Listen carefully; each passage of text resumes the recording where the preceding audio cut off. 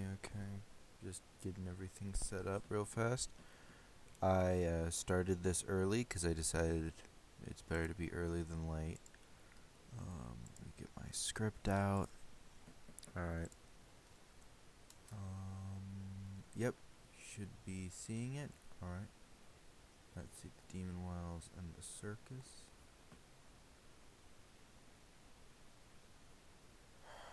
One minute. Stage fright. Partial stage fright. Don't get lost in the woods today. Fear the demons, for you're their prey. If you get lost in the woods today, you'll know the bottom of the food chain. For your weakness may bring you pain. Soon enough you'll go insane. Rotten words will mold your brain. So do not enter the woods today. Yeah, there's a longer version I'll sing later, but you know, that's just something I made. Originally it wasn't Nordic. So, let's see.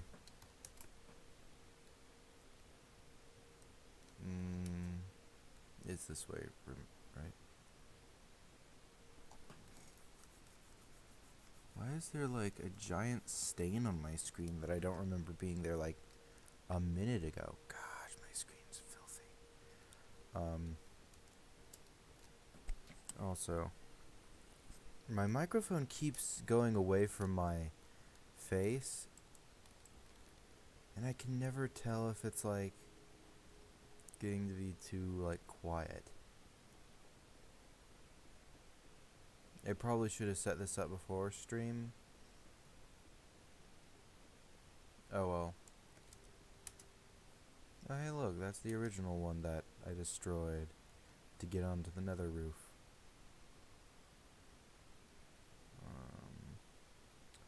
Yeah, this might take a while. Oh well. So, let's go back to the nether roof. 'Cause why not?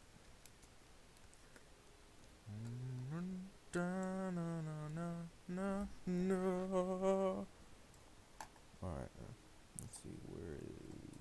Oh, there it is. Okay. I don't know how to make dioramas of this.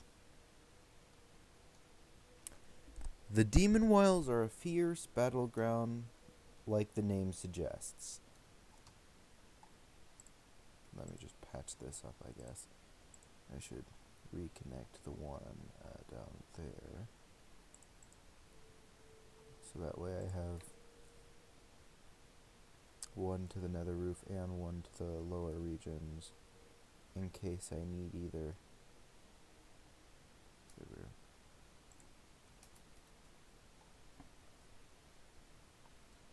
Like the name suggests, it is one of the only places in hell with food. Normally, this isn't a problem for demons, but it is a necessity for human settlers. Thus, it is one of the recommended places to build your headquarters. Though, aside from the lair of rage, it is also one of the most hectic lairs, as this lair has what is known as demonic beasts. That's demon beasts. One moment.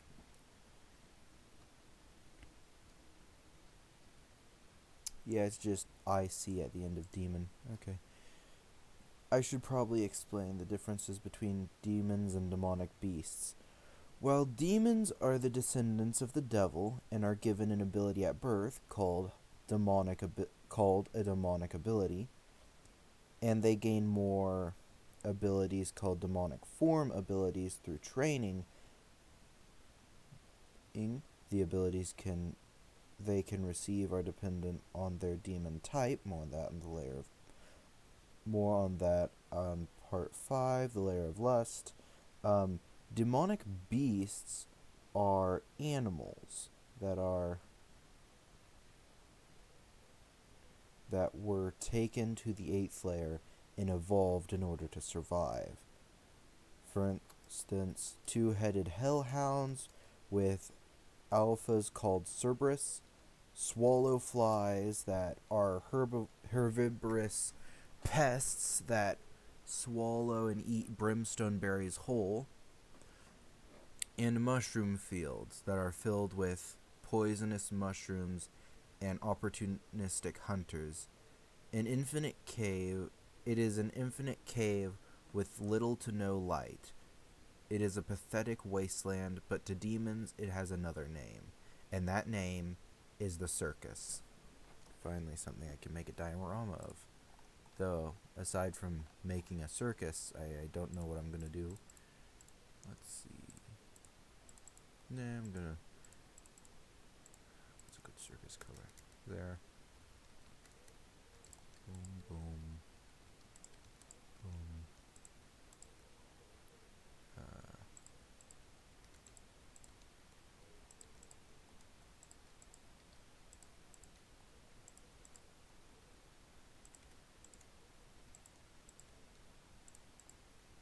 There we go. That's not a circle. Wait a minute.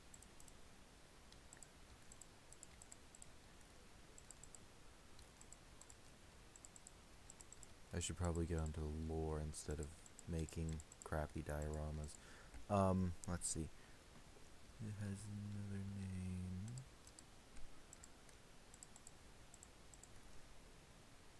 That name is the Circus.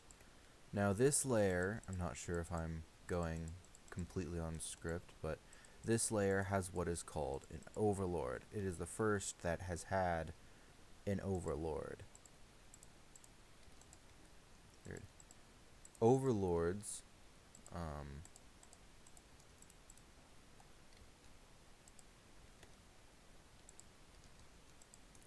are demons that, normally speaking, are the right-hand man of the 7 deadly sin that controls the area. Either that, or they're the person who acts in their stead, as the layer of sloths is basically in complete control.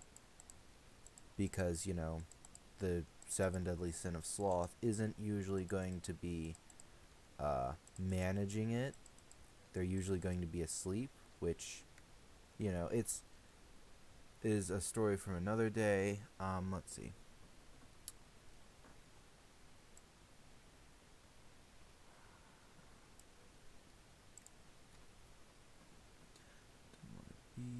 Let's see.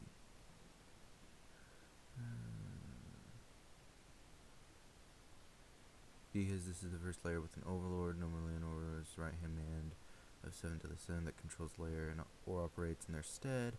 But no member of the 7 deadly sins is in the 8th layer. It is ownerless. That's usually what people remember it for.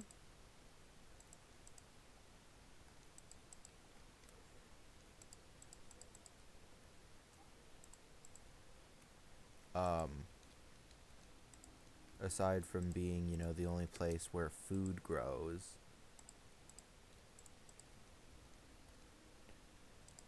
This is too much white compared to the amount of red there is. But oh well.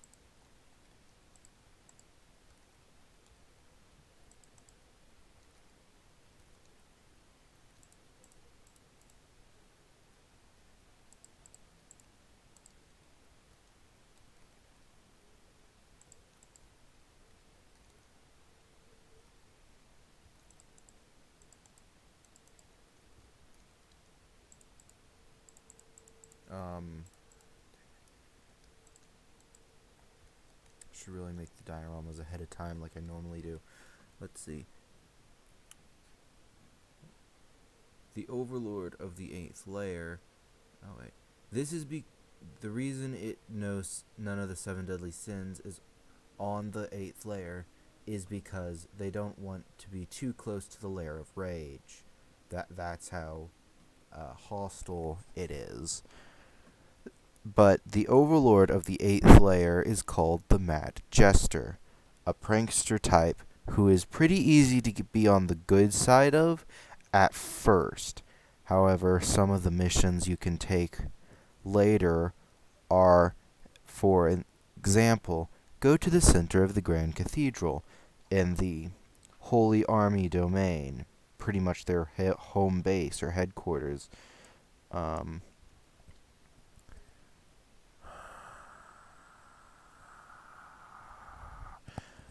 and drink 10 overload potions. Not overlord, overload. My grandmother was making that mistake all the time. More on that later, though. If you complete one of his requests, he gives you a laughing mask, which is an ingredient for the laughing set.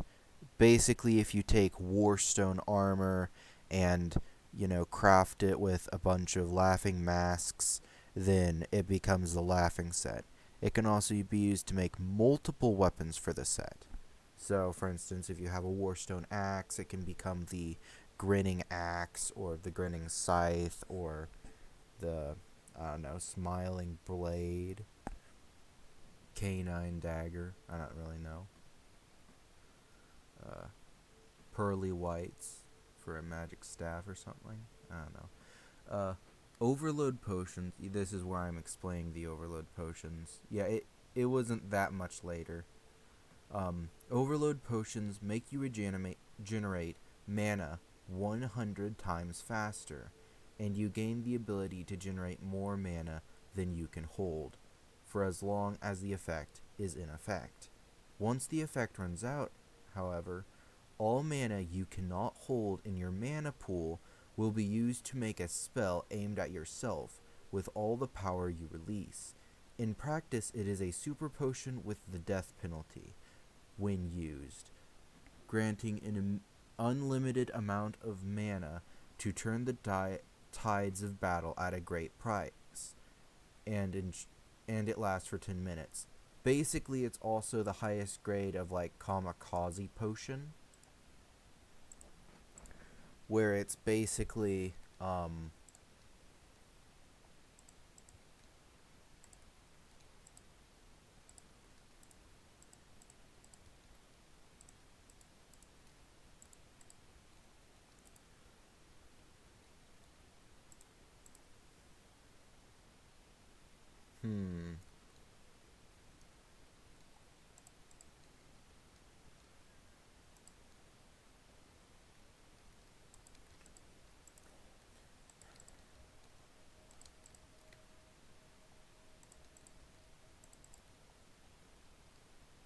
And then for the final touch, let's have it be, actually no. Let's have it be on theme. There we are. No, that's not the right fence.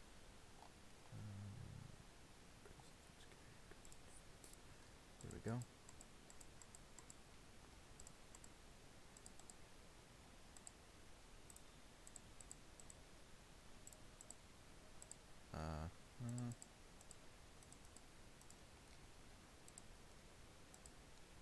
There we go.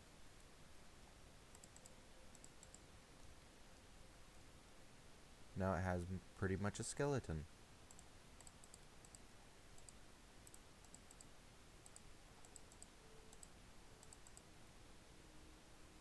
There. But yeah. That's basically the skeleton, for lack of a better term, of the script that I'm working on. This is going to be what I post to YouTube in the description. This is basically everything you need to know. But I am going to go into far more detail, starting with the extended... Actually, wait, no. I'm pretty sure this is just a remix. because it doesn't seem that much longer of the song that I sang. So let's see.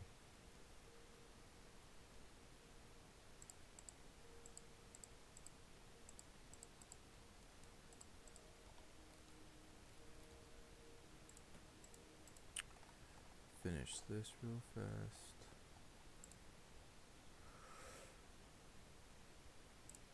Nah.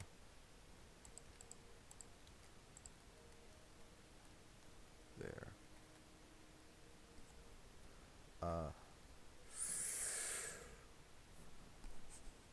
Oh, don't get lost in the woods today. Better run, or you'll meet your fate. Oh, young blood with a twisted name, may they meet the reaper of your enemies.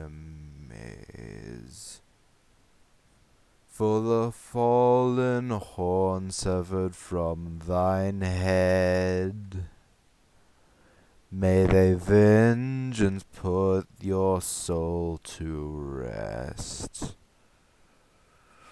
Don't get lost in the woods today, for the fiercest demons are yours to slay. Remember what you've lost from friend or foe, wondering where to go. I'm pretty sure I wanted to do more with it. Okay, I hope it hasn't been too silent, the stream, because I keep looking back at my recording software and it's like, oh yeah, I can't actually hear you because your mic is too far away and also crappy. So yeah, that's annoying. But yeah, let's see. Functional. I'm pretty sure the heads are in the functional category for some reason. Yeah. I don't really know. Maybe the creeper head. It's the most unnatural and thus demonic. Just any block will do.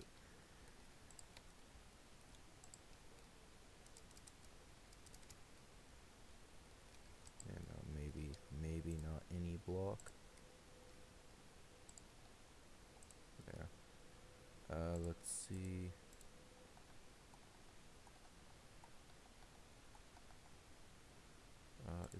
Is functional block? Maybe redstone. Yeah. It's here. There. I don't know why I did that, to be honest. I just wanted to. But yeah.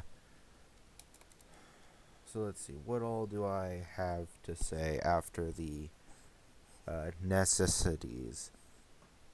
Why don't I go back at the fauna? Because there isn't much left with the circus that I need to do or explain, but I want to highlight the fauna because this is really the only, kind of the only one with any actual wildlife. Specifically, I mentioned that the hellhounds have two heads, but their alphas are called Cerberus. This is because there is a rare mutation where when an alpha is born, it is born with 3 heads, which, is a neat quirk. Let's see. Two-headed hellhounds with alphas called Cerberus, swallow flies that eat brimstone berries. So I am going to say The brimstone berries are basically just glow berries from Minecraft. That's pretty much what they look like, how they interact. Interact. Yeah, that's basically all you really need to know about them in order to understand them. However, they do sometimes okay. That there is a bit more that I'll get into. So, basically, the berries themselves can be turned into alcohol. This alcohol is called, let's see, Rage Brew? Yeah, I'm pretty sure it was Rage Brew. Not that I, planned this beforehand. I just knew that it could be turned into a berserker drink. And then sometimes they will become red. This phenomenon is unknown why it happens exactly. The main thought, however, is because the layer of rage is right above it, so the blood of demons or something is in the soil that the plants actually feast on. So the red brimstone berries get turned into a specific type of alcohol known as Berserker's Brew. It is basically Rage Brew, just a lot more powerful and a lot more consequence. Let's see. And then let's see. The swallow flies, that's just what I call them now. They could be anything from berry flies or something. I describe them as being a pest, and that is because they swallow a brimstone berry whole and disguise themselves because they have a transparent body. This means that they can devour a berry and basically hang out there, slowly digesting and feeding off of it with nothing the wiser. This sometimes can get them into trouble if two brimstone berry flies, or whatever I'm going to call them, try and eat the same brimstone berry.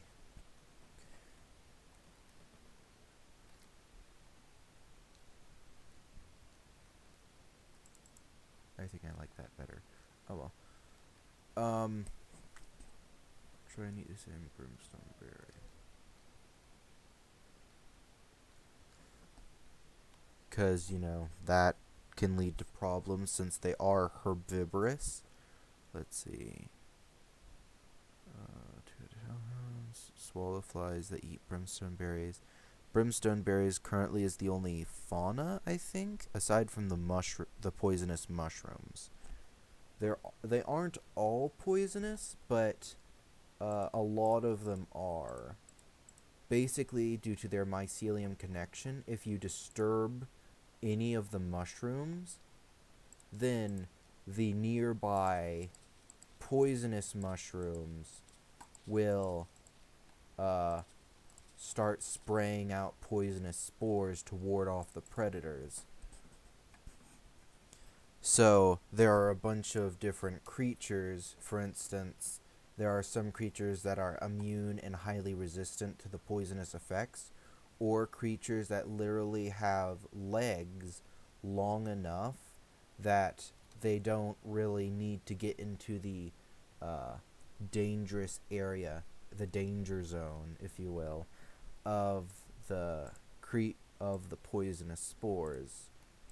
This, in effect, are like giant cockroaches or giant spiders that have ridiculously long legs that are pointed like pretty much straight down.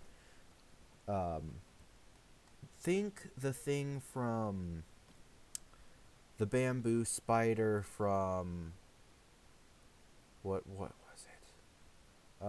Kong Skull Island, the most recent one, where it just kind of throws tongues or whatever those organs were supposed to be down at a person and tries to drag him back up into the sky. They do that with the corpses that they scavenge in a much similar way. But yeah, the mushrooms eat the corpses that they kill. The poisonous mushrooms are kind of in a symbiotic relationship with the non-poisonous, because while the poisonous mushrooms deal the damage and kill the predators, or it's kind of weird calling herbivores predators, but yeah, they're predators. The brown mushrooms, the non-poisonous variants, are actually the ones that are communicating and telling the poisonous mushrooms to release their spores because there's a predator nearby or a dangerous threat. Opportunistic hunters got that. It is an infinite cave with no light. Okay. Now I can get into the last one that I didn't explain, like, at all, and that's because, well, I came up with it literally after the thing, after I wrote the script, or at least most of it. So, let's see. What's a good indicator? Yeah. Bamboo button. So they're basically the cockroaches of this area.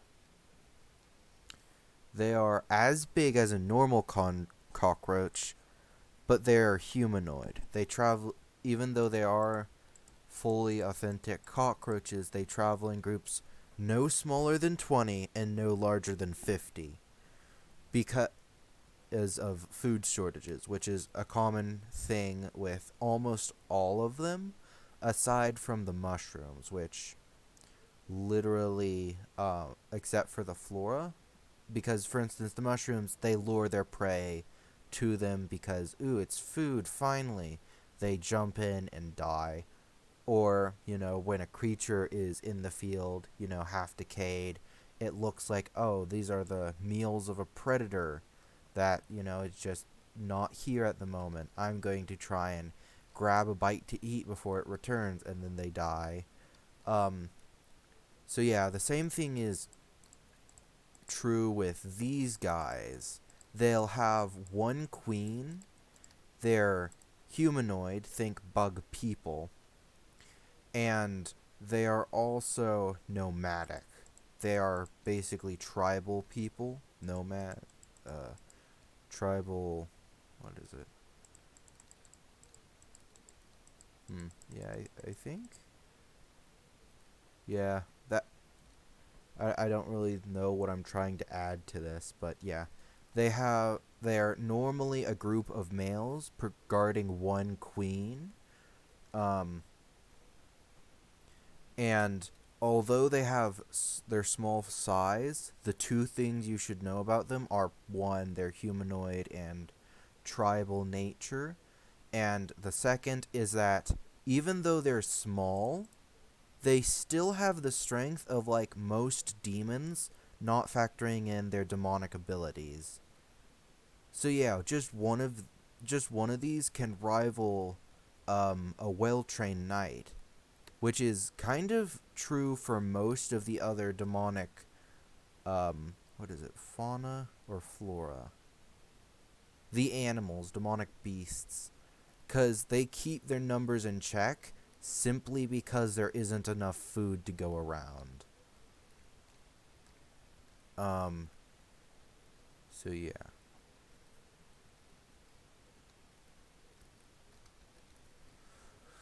Let's see. Is there anything else I want to talk about? Nope. Not really. So yeah. In the underground, Circus is like this will spawn. There's no real main circus. It's just, at first you talk to, like, some of the clown demons, and you communicate through them to the Mad Jester. Eventually, you will gain audiences once you reach that level, where he decides, oh wait, you have access to the mortal world, the one we don't get access to most of the time. Well then, shoot. How about you do some shenanigans for us? And shenanigans ensue. Like, What am I to say? Let's see. I really hate how this nature there. My OCD. Yeah. Okay. There we are. But yeah, then the problem with these is with most of the demonic beasts getting to the normal overworld is usually it's only a matter of time before they realize that they aren't in a survival situation, and in fact they are surrounded by food of all types, and they start reproducing like termites or wolves that realize that, hey, we have like a million times more food than we did like just a couple minutes ago. The mushrooms usually don't live long unless there's both types, because the poisonous mushrooms won't release spores unprompted, so they'll usually just like rot without being able to release their spores. And the brown mushrooms can't defend themselves, so they'd basically just become normal brown mushrooms.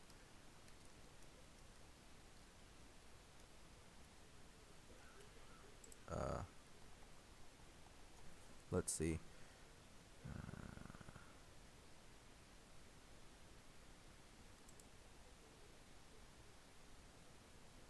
Did I explain what a raid boss is? Like, I get that it's kind of common knowledge, but like in this game, raid bosses are like so much worse. Normally there's like, oh, a raid boss is going to spawn in a month. You know, when your lifetime is like a week,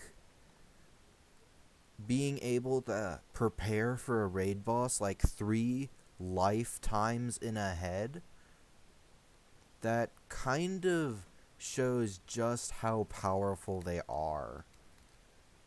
Most raid bosses are like the 7 deadly sins. Each one of them is a raid boss. The Goblin Emperor, he removes the the limit on how many goblins can take a specific job, where it's like only one person can be a pope. He's like, nah, you can have 50. And then he also increases their mating frequency to increase population growth to extraordinary levels, as well as giving them bonuses. And he himself is a raid boss. I'm pretty sure I explained it somewhat decently when I said that 4 heroes, one is immediately killed by the Holy Church because, the 4 heroes represent the 4 factions. The cultists, the monks, the human empire, and then the church. And they'll each go and usually sacrifice themselves to get rid of 3/4 of the raid boss's HP, just to weaken it for the rest of the world to come in and try and finish it off. And potentially fail. Because the raid bosses are basically an unfair fight. They're immune to most status effects and ailments, and any that they aren't, it's like, oh yeah, they're specifically weak to this. So yeah, raid bosses are not to be trifled with, which is why demonic beasts are somewhat terrifying. And I think that's really all I have to talk about. So I would like to wish you all a nice day. Say hand. And I will see you next week. Hopefully.